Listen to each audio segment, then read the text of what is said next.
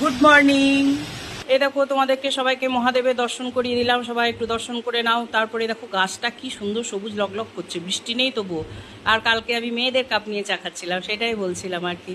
তারপরে দেখো বিথি কেটেছে আম পেঁপে এসব। তারপরে চলে গেলাম আমি একটু রান্নার দিকে, সয়াবিনটা একটু নিজের হাতে করলাম। মেয়েরা মানে খেতে খুব ভালোবাসে সয়াবিন, তাই জন্য একটু ভালো করে দিলাম আমি। তো তারপরে চলে এলো গীতাদিকে পাঠালাম বাজারে। বাজারে খুচরো ছিল না, একটা টপি এনেছে, দিয়ে আমাকে দিচ্ছে। আমরা আমারও টপি খাওয়া যাবে না গীতাদি, তুমিই খাও। তারপরে গীতাদি বাচ্চাদের মতো করে আম খাচ্ছে, দেখেছে, গোটা মুখময় মেখে ফেলেছে। তারপরে আবার গান শুনে শুনে বাসন মাজছে, বিশাল ব্যাপার আর কি। তারপরে এরকম একটু বিকেলবেলায় দিক ওদিক দেখছি, একাই আছি ঘরে। তারপরে মেয়েদের ঘরে এলাম, এসে জানলাটা খুলে একটু বাইরেটা দেখছি, রাস্তা হচ্ছে বলে লোকজন কেউ যাচ্ছে না, সব ফাঁকা শুনশান। তারপরে বিকেলে যে কাজগুলো থাকে সেগুলো করে ফেলছি। আমি খেপে খেপে কাজ করি, কারণ একটানা তো পারি না। তারপরে এটা হচ্ছে মেয়েরা হেঁটে আসার পর ওদের জন্য চা বসালাম, আর একদিকে তরকারিটা গরম করতে দিলাম, আর চা হয়ে যাওয়ার পর চায়ের জায়গাটাতেই ডিম সিদ্ধ বসিয়ে